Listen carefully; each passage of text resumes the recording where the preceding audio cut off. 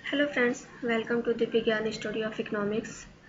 I am really sorry friends, मैं late हो गई हूँ वीडियो लाने में, बट घर पे कुछ प्रॉब्लम है, सो आई होप आप सब समझोगे। ओके, आज हम इंडिफरेंस कर्व के बारे में डिस्कस करेंगे। और इंडिफरेंस कर्व के बारे में देखने से पहले हम ये चीज़ याद करेंगे कि इसके पहले हमने यूटिलिटी को लेकर कार्डिनल और ऑर्डिनल दो अप्रोच के बारे में देखा था। जो कार्डिनल अप्रोच था वो मार्शल ने दिया था, और उसका मतलब मार्शल का कहना था कि हम यूटिलिटी की गणना कर सकते हैं, ठीक है, उसको नंबर में रख सकते हैं। और जो ऑर्डिनल अप्रोच था हमारा, उसको हिग्स और एलन ने दिया था, और उन्होंने कहा कि हम यूटिलिटी की गणना नहीं कर सकते, उसको मेजर नहीं कर सकते, हाँ कंपैरिजन कर सकते हैं, उसकी तुलना कर सकते हैं। हम उपयोगिता जो है उसको, किसी भी चीज़ से जो हमें उपयोगिता मिलती है हम उसे रैंकिंग दे सकते हैं, ठीक है। तो आज हम देखेंगे उदासीनता वक्र, और वही हिग्स और एलन का जो ऑर्डिनल अप्रोच था उसी को उदासीनता वक्र यानी इंडिफरेंस कर्व बोलते हैं। इंडिफरेंस कर्व यानी इसे उदासीनता वक्र या तटस्थता वक्र काफ़ी नाम से जानते हैं। सो सबसे पहले उदासीनता वक्र के बारे में एजवर्थ ने 1881 में बताया था। ओके, एजवर्थ एक इकोनॉमिस्ट थे जिन्होंने सबसे पहले इसके बारे में बताया। एजवर्थ का मानना था, उन्होंने कहा, एजवर्थ ने बताया कि दो व्यक्तियों के बीच आदान प्रदान की संभावना के बारे में बताया, ना कि उपभोक्ता की मांग, यानी possibility of exchange between two person, ठीक है, कि दो लोग हैं, उनके बीच कोई भी गुड्स है, कोई भी कमोडिटी है, उसका जो लेन देन होता है उसके बारे में बताया, ना कि कंज्यूमर डिमांड के बारे में बताया। फिर एजवर्थ के बाद हिग्स और एलन आए, जिन्होंने मार्शल के गणनावाचक सिद्धांत की आलोचना की, ठीक है। इन्होंने कहा कि उपयोगिता की गणना नहीं की जा सकती, उसकी हम तुलना कर सकते हैं। ओके फ्रेंड्स, देन हमारा नेक्स्ट पॉइंट जो है कि 1939 हिग्स ने 1939 में अपनी बुक वैल्यू एंड कैपिटल में इंडिफरेंस कर्व के बारे में बताया कि ये क्या है। और उदासीनता वक्र क्रमवाचक विधि है, यानी इसे हम एक रैंकिंग दे सकते हैं। उदासीनता वक्र में बताता है कि अगर हमें कोई उपयोगिता या हमें कोई संतुष्टि मिल रही है तो हम उसे रैंकिंग में रख सकते हैं।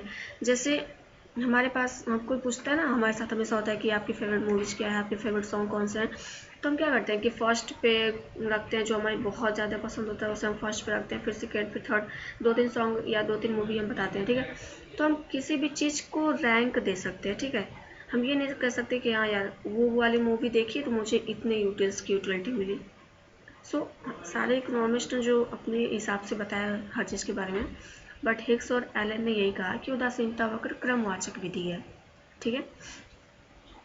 नेक्स्ट, उदासीनता वक्र घटती सीमांत प्रतिस्थापन की दर पर आधारित है, यानी diminishing marginal rate of substitution. यानी उदासीनता वक्र का जो कर्व बनता है डाउनवर्ड स्लोपिंग, उसे हम आगे चल के देखेंगे। एक क्या रीजन है इसके पीछे, कि सीमांत प्रतिस्थापन की दर जो है वो घटती है।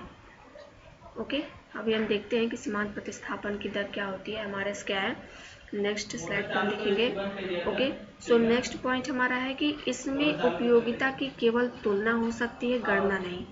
यानी उदासीनता वक्र के बारे में बताया गया है, उदासीनता वक्र में यह बताता है कि उपयोगिता की हम तुलना कर सकते हैं, उसकी गणना नहीं कर सकते। ओके, ये कुछ इंपॉर्टेंट पॉइंट्स थे हमारे इंडिफरेंस कर्व के लिए, हो सकता है एग्जाम में इनसे क्वेश्चन आ जाए, सो आप ध्यान देना थोड़ा इस पर। और नेक्स्ट हमारा है सीमांत प्रतिस्थापन की दर, यानी मार्जिनल रेट ऑफ सब्स्टिट्यूशन क्या है। ओके, सीमांत प्रतिस्थापन की दर वह दर होती है जिस पर कोई व्यक्ति एक वस्तु की अतिरिक्त इकाइयों को दूसरी वस्तु की अतिरिक्त इकाइयों के साथ बदलने को तैयार होता है। ओके, फॉर एग्जांपल, सारे फैमिली में ऐसा होता है, हम भाई बहन जब होते हैं, हमारे पास कोई चीज़ मतलब हमें ज़्यादा पसंद है तो हम ज़्यादा खरीदते हैं, और हम मार्केट के वहाँ से आते हैं तो हमने ढेर सारी चॉकलेट ली, किसी ने ढेर सारे चिप्स लिए, किसी ने ढेर सारे कुरकुरे लिए। तो हम आने के बाद क्या करते हैं, यार एक चॉकलेट ले लो और एक चिप्स दे दो, या 2 चॉकलेट ले लो, एक चिप्स दे दो मुझे। तो हम ऐसा करते हैं कि नहीं, तो हम अपनी जो चीज़ें हमारे पास है, मान लीजिए हमारे पास ढेर सारे चॉकलेट है और हमारे छोटे भाई ने चिप्स लिया, ठीक है, तो हम उनसे मांगेंगे यार तुम चिप्स दे दो, मैं तुम्हें ढेर सारे चॉकलेट, मैं तुम्हें चॉकलेट दूंगा उसके लिए। तो ये जो हमारा एक दूसरे के बीच में जो लेन देन होता है, ठीक है, वही सीमांत प्रतिस्थापन की दर होती है। जैसे हमने एक चिप्स के पैकेट के लिए हम कितनी चॉकलेट देने को तैयार हैं, वो सीमांत प्रतिस्थापन की दर है। ओके, नेक्स्ट पॉइंट हमारा है कि उदासीनता वक्र क्या है, यानी इंडिफरेंस कर्व क्या है। ओके, एक अंधिमान वक्र दो वस्तुओं के उन संयोग को व्यक्त करता है जो उपभोक्ता को समान संतुष्टि देते हैं। जैसे अभी मैंने चॉकलेट और चिप्स का एग्जांपल दिया, सो हमारे पास मान लीजिए कि 10 चॉकलेट्स हैं, ठीक है, और एक चिप्स का पैकेट है। तो अभी हमें क्या, हमें यहाँ पे पूरा ये जो हमारे पास कॉम्बिनेशन है 10 चॉकलेट और एक चिप्स का, 1 पैकेट चिप्स का, सो इसका कॉम्बिनेशन जो है वो हमें फुल सेटिस्फैक्शन दे रहा है, ठीक है। अब हमसे कोई आके बोलता है, हमारा छोटा भाई बोलता है कि देखो दीदी तुम एक पैकेट और, क्या भैया तुम एक पैकेट और चिप्स ले लो, मुझे चॉकलेट दे दो। तो हम बोलेंगे चलो यार हमारे पास इतने सारे चॉकलेट तो हैं, हम दे देते हैं, एक पैकेट और चिप्स ले लेते हैं। सो मान लीजिए हमने उस भाई ने एक पैकेट चिप्स दिया, तो हमने उसके बदले में 2 या 3 चॉकलेट दे दी, ठीक है। सो अब हमारा जो कॉम्बिनेशन है, ठीक है, पहले 10 चॉकलेट थी, 1 चिप्स था, अब हमारे पास हमने 3 दे दिया, 3 चॉकलेट्स दे दी, तो हमारे पास 7 चॉकलेट्स बचे, ठीक है, और 2 ये हो गया हमारा चिप्स का पैकेट। सो ये कॉम्बिनेशन जो है ये भी हमें उतना ही सेटिस्फैक्शन देगा जितना कि हमारे पास पहला जो कॉम्बिनेशन था 10 चॉकलेट्स और 1 पैकेट चिप्स का दे रहा था। ओके, सो अभी हम इसको डायग्राम और चार्ट वगैरह टेबल के हिसाब से समझेंगे, ठीक है, इसके द्वारा समझेंगे। सो अभी हम यहाँ पे एग्जाम्पल लेते हैं फ्रूट्स का, ठीक है। मान लीजिए कि अभी हमारे घर पे ढेर सारे फ्रूट्स आए हैं, मेहमान लोग हैं तो ढेर सारे फ्रूट्स लेकर आए हैं, ठीक है। सो किसी को ऑरेंज बहुत ज़्यादा पसंद है, किसी को एप्पल बहुत ज़्यादा पसंद है, ठीक है।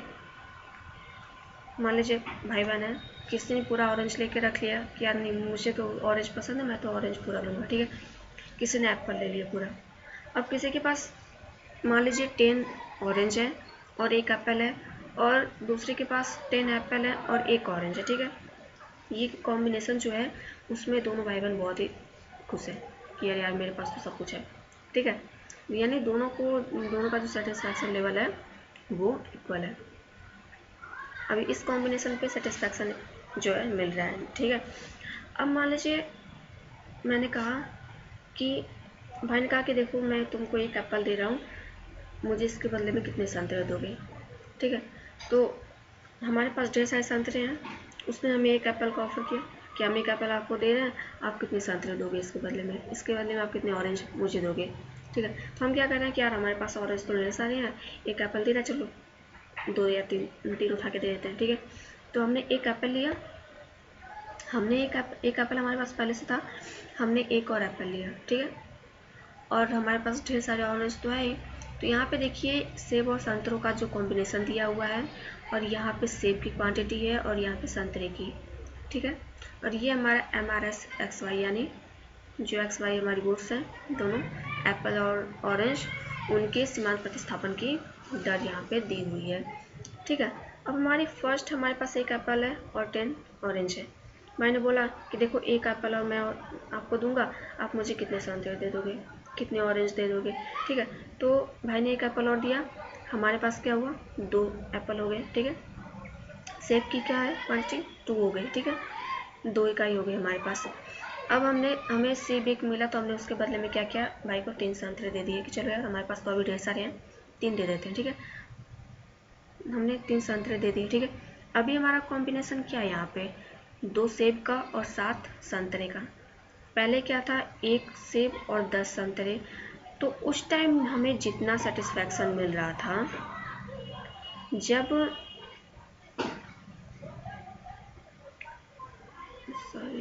एक मिनट,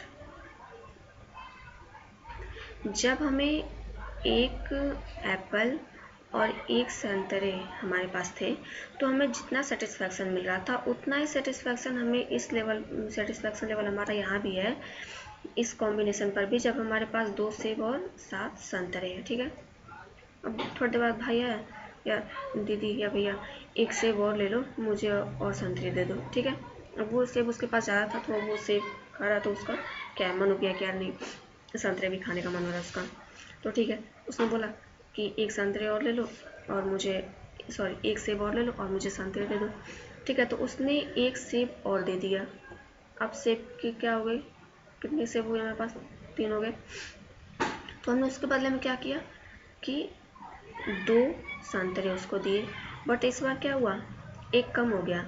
पहली बार हमने एक ही सेब के लिए 3 संतरे दे दिए थे, बट इस बार क्या हुआ, हमने जब हमारे पास एक और संतरा वो भाई लेके आया, हमारे पास 3 संतरे हो गए। अब हमने क्या किया, अब हम सेब हो गए। अब हम जो संतरा हमें उसे देना है, हम क्या कर रहे हैं, क्वांटिटी कम करते जा रहे हैं। क्यों, क्योंकि पहले हमारे पास एक सेब था तो हमारे पास की मतलब कम है, तो उसकी क्या मार्जिनल यूटिलिटी ज़्यादा थी, तो हम यूज करने लगे, धीरे धीरे कंज्यूम करने लगे। हमने एक सेब खाया, 2 सेब खाया, अब हमारे पास तीसरा भी आ गया, तो क्या उससे मिलने वाली यूटिलिटी जो है वो धीरे धीरे कम होती जा रही है।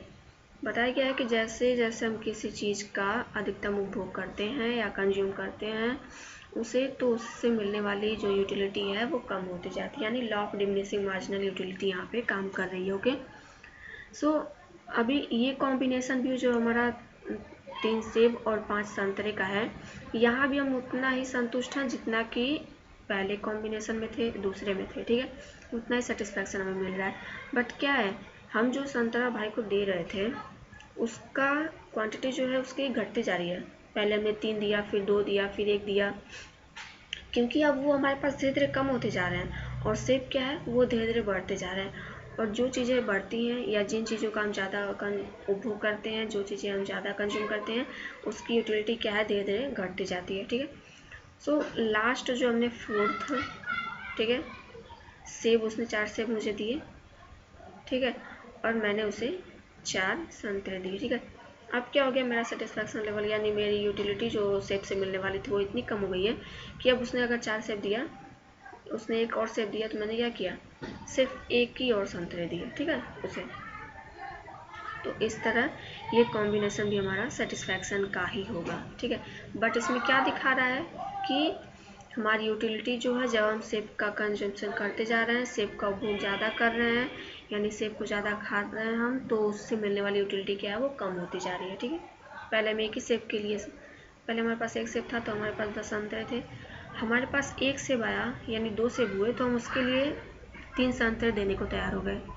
बट जैसे ही एक एक बढ़ता गया, हम क्या है संतरे की जो है क्वांटिटी हम कम करते गए। ओके, और यही रीजन है कि हमारा इंडिफरेंस कर्व जो है वो डाउनवर्ड स्लोप होता जाता है, ठीक है, डाउनवर्ड स्लोपिंग होता है। और यहाँ पे देखिए MRS/XY जो है, एक्स गुड्स के लिए जो y की प्रतिस्थापन दर है वही वो प्रतिस्थापन की सीमांत दर होती है। जैसे देखिए हमारे पास एक सेब था, 10 संतरे थे, फिर हमारे पास एक सेब और हमें एक सेब और चाहिए था, तो हमने एक सेब और लेने के लिए क्या किया, 3 संतरे को और सेटिस्फाई किया, ओके, और उसका त्याग किया, 3 संतरे का त्याग कर दिया। तो ये जो एक सेब के लिए जो हमने 3 संतरे का त्याग किया, यही उसके प्रतिस्थापन की सीमांत दर है, ठीक है। अब हम यहाँ पे ग्राफ में देखते हैं, ये हमारा y एक्सिस पे जो है ऑरेंज दिया हुआ है और x एक्सिस पे एप्पल दिया हुआ है, ठीक है। हमारा फर्स्ट कॉम्बिनेशन जो था कि हमारे पास ऑरेंज की 10 यूनिट्स और एप्पल की हमारे पास 1 यूनिट थी, ओके,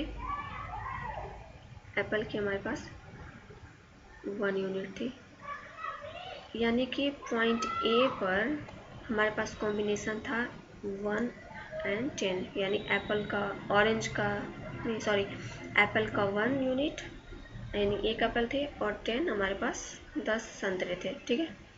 फिर हमने क्या किया, हमने एक और एप्पल लेने के लिए क्या किया, 3 संतरे को त्याग दिया। तो हमारा जो नेक्स्ट कॉम्बिनेशन मिला वो था 2 सेब और 7 संतरे का। यहाँ पे भी हमारा जो सेटिस्फैक्शन लेवल है उतना ही है। इसके बाद हमें एक और सेब मिला, तो उसके लिए हमने क्या किया, 2 संतरे का त्याग किया, ठीक है।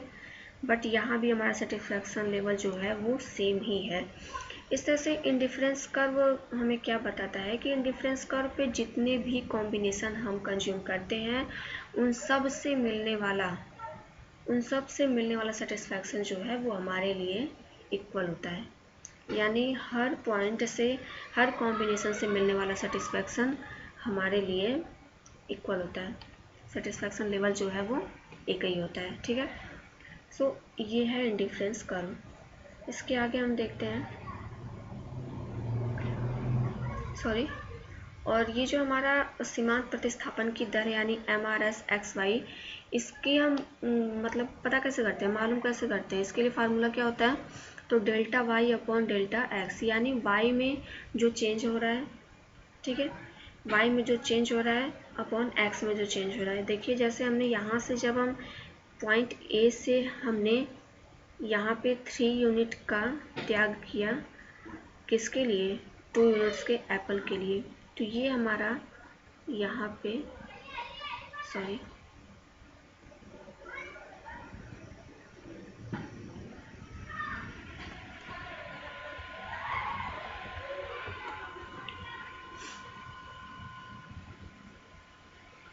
ओके। सो ये हमारा डेल्टा वाई है एंड ये डेल्टा एक्स है। सो हम प्रतिस्थापन की सीमांत दर जब ज्ञात करेंगे तो हम फार्मूला याद यूज करेंगे कि MRS/XY is equal to delta Y upon delta X. Okay, I hope आप सबको समझ में आ रहा हो। अगर कोई भी प्रॉब्लम हो तो आप कमेंट बॉक्स में जरूर बताइएगा। नेक्स्ट हम देखते हैं कि इंडिफरेंस कर्व की प्रॉपर्टीज़ क्या है। ओके, इनकी विशेषता क्या है। सो फर्स्ट 3-4 तो ऐसी 4 ऐसी प्रॉपर्टीज है जो भी बहुत ही इंपॉर्टेंट है इसके लिए, बाकी तो कई चीज़ें हैं डिफरेंस कर्व से रिलेटेड। सो फर्स्ट हम देखते हैं कि तटस्थता वक्र, फर्स्ट है तटस्थता वक्र का ढलान सामान्यतया बाएं से दाएं नीचे की ओर होता है, ठीक है। यानी एक इंडिफरेंस कर्व जो है वो हमेशा डाउनवर्ड स्लोपिंग होता है, लेफ्ट टू राइट, ओके, ऊपर से नीचे की ओर जाता है। और इसका रीजन क्या था, वही law of diminishing marginal utility, हमारा MRS जो है मार्जिनल रेट ऑफ सब्स्टिट्यूशन, यानी हमारे पास पहले ऑरेंज के 10 पॉइंट थे, ठीक है, और एप्पल का 1 था। अभी हमें एप्पल और चाहिए 1, तो हमने इतने पॉइंट जो है उसके लिए त्याग कर दिए, छोड़ दिया। तो हमारा इंडिफरेंस का भी ये पॉइंट और ये पॉइंट जब इन दोनों को मिलाते हुए एक लाइन खींचेंगे तो ये हमारा इंडिफरेंस कर्व हमें मिलेगा IC। एक तटस्थता वक्र का ढलान बाएं से दाएं नीचे की ओर अर्थात ऋणात्मक होता है, यानी जो भी कर्व ऊपर से नीचे के लिए आता है वो तो आप सबको पता है कि वो निगेटिव ही होता है, ठीक है। और तटस्थता वक्र की यह विशेषता इस मान्यता पर आधारित है कि उपभोक्ता यदि एक वस्तु की अधिक मात्रा का उपयोग करता है तो वह दूसरी वस्तु की कम मात्रा का उपयोग करेगा, तभी वस्तुओं के विभिन्न संयोग से मिलने वाली संतुष्टि जो है समान होगी। जैसे मेरे पास जो पहला कॉम्बिनेशन था 10 संतरे और 1 सेब का, तो वो मुझे फुल सेटिस्फैक्शन दे रहा था। लेकिन अब मुझे अगर सेब की क्वांटिटी बढ़ानी है, यानी सेब अगर एक और सेब मुझे लेना है, तो उसके लिए मुझे संतरे का त्याग करना पड़ेगा, तभी मुझे नेक्स्ट वाले पे जाकर, नेक्स्ट जो हमारा कॉम्बिनेशन होगा उस पर सेटिस्फैक्शन लेवल जो है वो सेम ही होगा, ठीक है। सो फर्स्ट हमारा ये प्रॉपर्टीज है कि उदासीनता वक्र का ढलान हमेशा बाएं से दाएं नीचे की ओर होता है, ओके। एंड सेकेंड है कि उदासीनता वक्र मूल बिंदु की ओर उन्नतोदर होता है, यानी कॉन्वेक्स होता है। जो हमारा पॉइंट ऑफ ऑरिजिन है उसके साइड ये उदासीनता वक्र जो है वो कॉन्वेक्स होता है, यानी उन्नतोदर होता है। तटस्थता वक्र सामान्यतया मूल बिंदु की ओर उन्नतोदर यानी नीचे की ओर झुका हुआ होता है। और इसके ऐसे होने का रीजन क्या है, तटस्थता वक्र की उन्नतोदरता घटती सीमांत प्रतिस्थापन की दर के कारण होती है, ठीक है। वही चीज़ यहाँ पे भी है कि जब हम कॉम्बिनेशन, हमारे पास फर्स्ट कॉम्बिनेशन था, ठीक है, 10 संतरे और 1 सेब का, तो जो हमें सेटिस्फैक्शन मिल रहा था, ठीक है। फिर हमने जब सेब की, हमारे पास जब 2 सेब हो गए तो संतरे के नंबर क्या हो गए, संतरे की संख्या क्या हुई हमारे पास 7 हो गई। तो हमें एक चीज़ ज़्यादा लेने के लिए, किसी एक चीज़ का ज़्यादा उपभोग करने के लिए किसी एक चीज़ का त्याग करना पड़ रहा है। तो यही सीमांत प्रतिस्थापन की दर जो घट रही है, इस वजह से देखिए आप जैसे जैसे आप सेब की मात्रा बढ़ाते जाएंगे, यहाँ संतरे की मात्रा कम होती जाएगी और आपका सेब क्या है, ये जो आपका पॉइंट मिलता जाएगा और इन पॉइंट्स को अगर हम मिलाएंगे तो हमें क्या ये आईसी कर्व मालूम होगा, इंडिफरेंस कर्व मिलेगा। और इंडिफरेंस कर्व क्या होगा, डाउनवर्ड स्लोपिंग, नीचे को गिरता हुआ होगा और इसका शेप जो है वो पॉइंट की तरफ, ये जो हमारा मेन पॉइंट है, मूल बिंदु है, इसकी तरफ कन्वेक्स होगा। ओके, ये हमारी सेकेंड प्रॉपर्टी यानी विशेषता थी। हमारी तीसरी विशेषता क्या है उदासीनता वक्र की, कि दो तटस्थता वक्र एक दूसरे को न तो छूते हैं और न ही काटते हैं। Okay, indifference curve never touch और इंटरसेक्ट ईच अदर। ओके, और प्रत्येक तटस्थता वक्र संतुष्टि के विभिन्न स्तर को प्रकट करता है, इसलिए ये एक दूसरे को न तो छूते हैं और न ही काटते हैं। इसका मतलब क्या है कि एक इंडिफरेंस कर्व IC1 है, ठीक है, और एक हमारे पास इंडिफरेंस कर्व जो हमारा है IC2 है। एक IC1 है, एक IC2 है। IC1 जो है इस पे हमारे पास 2 पॉइंट है, एक A है और एक C है, ठीक है। और हमारा IC2 जो है इस पे हमें A point and B point. देखो दोनों इंडिफरेंस कर्व पे हमारे पास 2 पॉइंट है, 2 कॉम्बिनेशन है, ठीक है। बट यहाँ पे क्यों इंटरसेक्ट क्यों नहीं कर सकते एक दूसरे को, टच क्यों नहीं कर सकते एक दूसरे को, क्योंकि देखो आप ये जो हमारा IC1 है, ठीक है, यहाँ पे हमारे पास ऑरेंज कितना था, 2 था, और हमारे पास सेब कितना था, 3 था, ठीक है। 3 सेब हमारे पास और 2 ऑरेंज है। बट जब हम IC2 पर जाते हैं तो हमारे पास सेब तो 3 ही है अभी, बट संतरा क्या है, ये भी बढ़ के 3 हो गया है। तो हमारा सेटिस्फैक्शन लेवल कैसे सेम हो सकता है दोनों पॉइंट पे, नहीं हो सकता ना, क्योंकि यहाँ पे मात्रा बढ़ गई है तो जरूर ये पॉसिबल है कि मतलब हमारा सेटिस्फैक्शन लेवल भी ज़्यादा होगा। सो दोनों पर सेम नहीं हो सकता, इसी वजह से। और इंडिफरेंस कर्व क्या दिखाता है कि एक इंडिफरेंस कर्व पे मिलने वाले सारे जो है कॉम्बिनेशन वो समान संतुष्टि देते हैं, इसलिए तटस्थता वक्र कभी भी एक दूसरे को ना तो छू सकते हैं और ना ही काटते हैं। ओके, नेक्स्ट, ऊंचा तटस्थता वक्र संतुष्टि के अधिक स्तर को प्रकट करता है, ठीक है। हमने अभी पिछले कॉम्बिनेशन में, पिछले ग्राफ में देखा कि IC1 है हमारा पहला IC जो है उदासीनता वक्र, और IC2 हमारा दूसरा उदासीनता वक्र, ठीक है। IC1 पे क्या है, हमारे पास ऑरेंज की 3 क्वांटिटी है एंड एप्पल की 2 है। बट सेकेंड पे क्या, IC2 पे क्या है, हमारे पास ऑरेंज की तो 3 है बट एप्पल की भी 3 हो जाती है। तो फ्रेंड्स आप सबको पता है, ये हर इंसान के अंदर होता है कि हमें जहाँ पे ज़्यादा चीज़ मिलती है हमारा सेटिस्फैक्शन, हमें संतुष्टि भी वहीं ज़्यादा मिलती है, ठीक है। तो फर्स्ट जो हमारा कर्व है आईसी कर्व जो है फर्स्ट, यहाँ पे हमें 2 सेब और 3 संतरे मिल रहे थे। बट जैसे ही हम IC2 यानी सेकेंड इंडिफरेंस कर्व पे जाते हैं, हमें क्या होता है, 3 संतरे और 3 सेब मिलते हैं। तो क्या होगा, हमें यहाँ पे हमारा सेटिस्फैक्शन लेवल जो है वो ज़्यादा होगा पॉइंट A से। ओके, सो इसलिए इंडिफरेंस कर्व बोलता है कि उदासीनता वक्र जो है ऊंचा, सबसे अधिक ऊंचा, यानी कि उदासीनता वक्र जितना अधिक ऊंचा होगा उससे मिलने वाला सेटिस्फैक्शन भी उतना ही ज़्यादा होगा। ओके, नेक्स्ट, सो फ्रेंड्स वो हमारे 4 इंपॉर्टेंट प्रॉपर्टीज थी, विशेषता थी इंडिफरेंस कर्व की। अब इंडिफरेंस कर्व कुछ देखिए, अभी तो आपने देखा कि इंडिफरेंस कर्व वही है जहाँ पे वो मेन पॉइंट यानी मूल्य बिंदु की तरफ, मुख्य बिंदु की तरफ जो है उन्नतोदर होता है यानी कन्वेक्स होता है, ठीक है। लेकिन कुछ ऐसे भी इंडिफरेंस कर्व होते हैं जैसे कि स्ट्रेट लाइन हुआ। इंडिफरेंस कर्व स्ट्रेट लाइन कब होता है, जब दो जो भी हमारे पास ऑरेंज थे या संतरा था, यानी कि संतरा या सेब था, यानी हमारे पास जब दो कमोडिटी का कॉम्बिनेशन होता है तो उसमें जब दोनों कमोडिटी पूरी तरह से प्रतिस्थापित हो सकती है, यानी एक दूसरे की जगह पे यूज की जा सकती हैं, तो उसके लिए हमारा इंडिफरेंस कर्व जो है वो स्ट्रेट लाइन होता है। क्यों?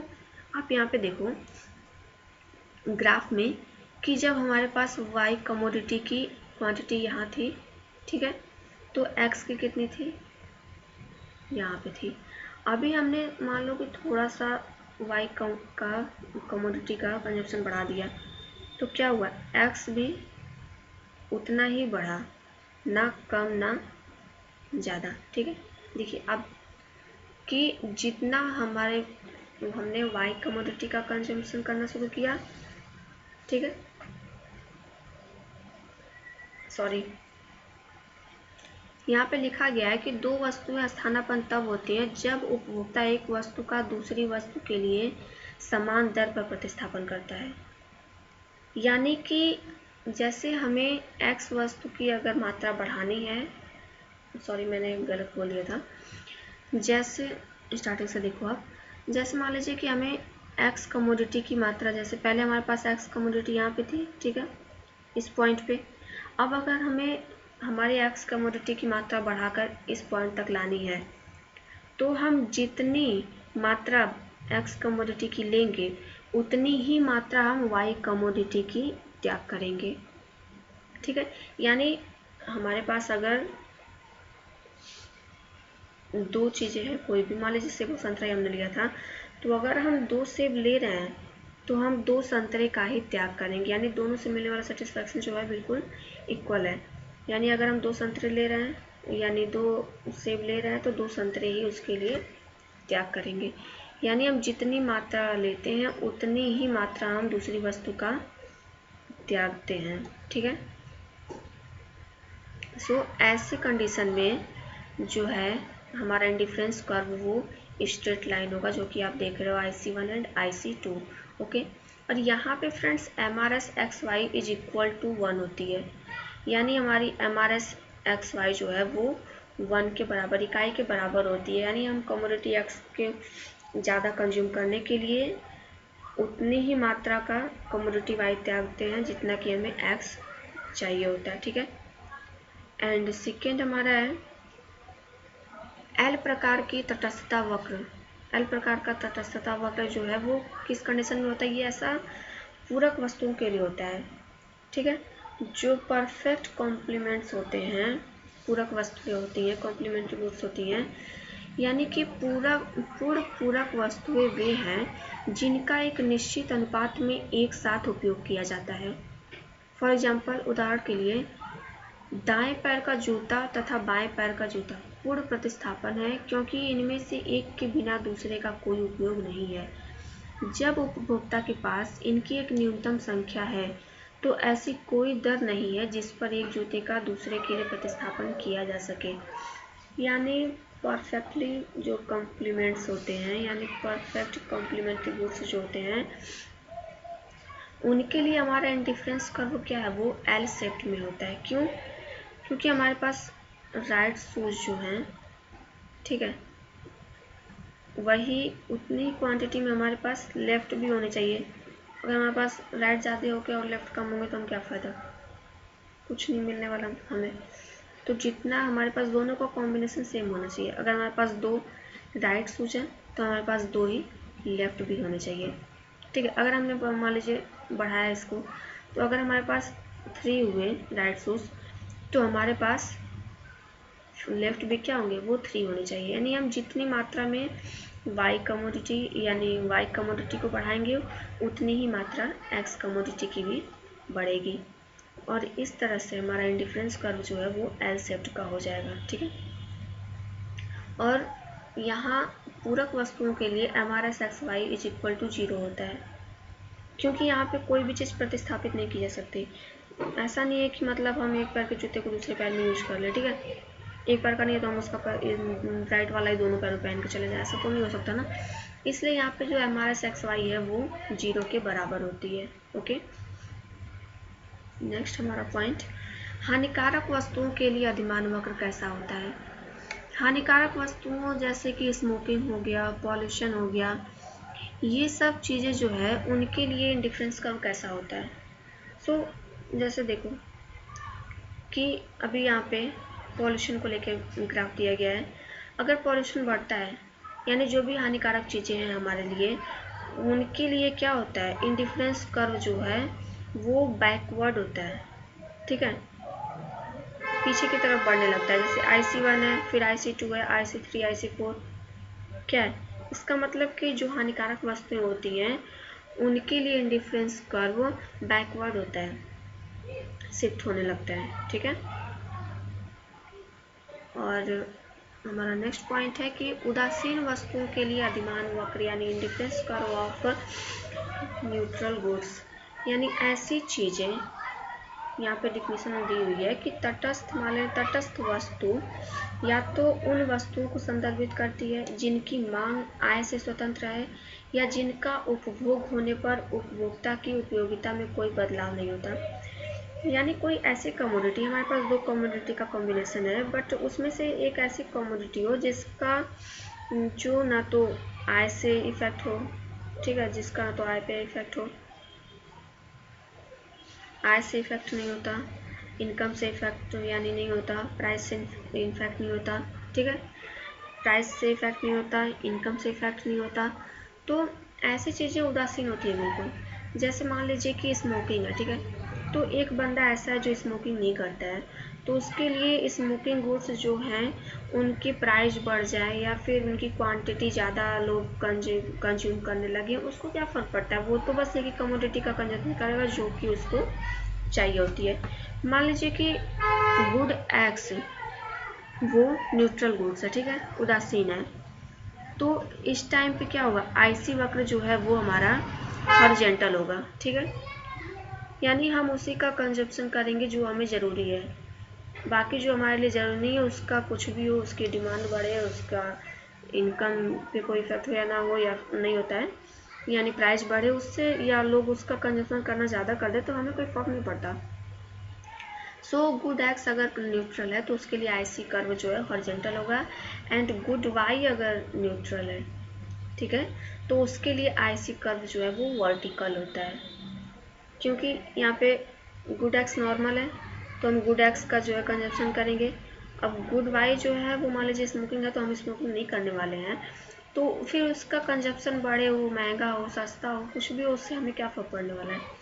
ये चीज़ याद रखना है कि उदासीन वस्तु के लिए अधिमान वक्र, अगर वस्तु x उदासीन है तो अधिमान वक्र हॉरिजॉन्टल होगा, और यदि वस्तु y उदासीन है तो IC वक्र हमारा इंडिफरेंस कर्व जो है वो वर्टिकल होगा। ओके, आई होप फ्रेंड्स आप सबको समझ में आ रहा हो। फ्रेंड्स अगर ना कुछ भी प्रॉब्लम हो तो प्लीज़ कमेंट बॉक्स में ज़रूर बताइएगा आप सब। ओके, अब हम देखते हैं कि उदासीन वक्र विश्लेषण की मान्यता क्या होती है, अजम्पशंस क्या है इसकी, ठीक है, ये कब काम करेगा, ये क्या मानता है। तो उदासीनता वक्र जो है वो फर्स्ट पॉइंट इसका है कि इसके अनुसार उपभोक्ता विवेकशील है, यानी वो तर्क संगत है, वो सोच समझ सकता है कि उसके लिए क्या सही है क्या बुरा है, अर्थात वह वस्तुओं के उन संयोग का क्रय करता है जिससे उसे अधिकतम संतुष्टि प्राप्त हो। ओके, एंड सेकेंड है कि वस्तुओं की कीमतें निश्चित हो, यानी जब तक हमारा कॉम्बिनेशन है, हर कॉम्बिनेशन पे जो हमारे पास गुड्स के हैं उनकी प्राइस सेम होनी चाहिए, ठीक है, चेंज नहीं होनी चाहिए। उपभोक्ता की आय, रुचि, आदत, ये सब कुछ, इन सब में कोई भी चेंज नहीं होना चाहिए। फोर्थ है उपभोक्ता वस्तुओं और उनकी संतुष्टि की दृष्टि से क्रम देने में सक्षम होता है, यानी वही चीज़ है कि अगर हमारे पास दो कमोडिटी है, मान लीजिए एप्पल और ऑरेंज है, या फिर हमने मूवी का एग्जांपल लिया था कि हमारे पास फेवरेट मूवीज़ कोई हमसे पूछ दे कि कौन सी है, तो हम ये कहते हैं पहले नंबर पर मुझे ये पसंद है, दूसरे पे ये, थर्ड पे ये, फर्स्ट सेकंड थर्ड, उसे रैंकिंग दे देते हैं कि सबसे ज़्यादा मुझे ये वाली मूवी पसंद है, ठीक है, उसके बाद ये वाली है, उसके बाद ये, तो हम उसे रैंकिंग देते हैं। तो वही इसमें कहा गया है कि उपभोक्ता जो है वो अपने वस्तुओं से प्राप्त जो संतुष्टि है उसको क्रम देता है, ठीक है, क्रम में रखता है। फिफ्थ हमारा है कि उपभोक्ता के लिए अधिमान और उदासीनता दोनों सकारात्मक होते हैं। इसका मतलब क्या है कि यदि संयोग B की अपेक्षा A के लिए और संयोग C की अपेक्षा B के लिए अधिमान अधिक है तो संयोग C की अपेक्षा A के लिए अधिक अधिमान होगा। ठीक है, इसका मतलब क्या है कि मान लीजिए आप जहाँ रह रहे हो वहाँ 2-3 लोग आपके फ्रेंड है, ठीक है, बट एक फ्रेंड आपके लिए जो A है मान लो, वो आपको B से ज़्यादा बेटर लगता है। कुछ क्वालिटी जो इसमें ऐसी हैं जो B में नहीं है, ठीक है, B से ज़्यादा बेटर है। ठीक है, आप किसी भी सिचुएशन में ये नहीं बोल सकते कि नहीं B बेटर है, आपके लिए वही हमेशा बेटर है B और A में। ठीक है, A B C 3 दोस्त हैं आपके, तो हमेशा A जो है वो B से बेटर है आपके लिए। और आप बोलते हो कि B वाला जो है वो C से बेटर है। ठीक है, कुछ क्वालिटी B में ऐसी है जो C के पास नहीं है। ठीक है, सो अगर B वाला जो आपका दोस्त है वो C वाले से अच्छा है और A वाला B वाले से भी अच्छा है, इसका मतलब क्या हुआ कि आपका जो A फ्रेंड्स है जिसका नाम A हमने रखा है वो C वाले से भी अच्छा है, क्योंकि उसके पास वो भी क्वालिटी है जो B में नहीं है। उसके पास देखो C के पास जो क्वालिटी है उससे ज़्यादा क्वालिटी B में है और B के पास जो है उससे ज़्यादा वो A में है। तो जो आपका A फ्रेंड है वो B से ज़्यादा तो है ही, B से सही तो अच्छा तो है ही, बट वो B C से अच्छा है, इसलिए हम ये कहेंगे कि A जो है वो C से भी बेटर है। ओके, समझ तो रहे हो आप सब ना। ओके, 6 पॉइंट हमारा जो है कि उपभोक्ता के पास बाजार में उपलब्ध वस्तुओं की कीमतों की पूरी सूचना होती है। यानी जो कंज्यूमर होता है उसे पता होता है कि ये चीज़ कितनी प्राइस में हमें मिल सकती है। ठीक है, हमारा 7th पॉइंट है कि यह ह्रासमान सीमांत दर की मान्यता पर आधारित है। यानी जो इंडिफरेंस कर्व होता है वो diminishing marginal rate of substitution पर द्वारा ही निर्धारित होता है, यानी ह्रासमान सीमांत दर। ठीक है, यानी जैसे जैसे मतलब ह्रासमान सीमांत दर यहाँ पे काम करता है। अब मैं ज़्यादा ये वीडियो ज़्यादा लंबा हो जाएगा और आई होप आप सबको समझ में आ रहा हो। प्लीज़ अगर कुछ भी प्रॉब्लम हो तो आप ज़रूर बताइए। Okay, thanks for watching this video. Okay, thank you so much and please like and share this video and please subscribe my channel। और कोई प्रॉब्लम हो तो प्लीज़ कमेंट बॉक्स में आप उसे बताओ। Okay, thank you so much.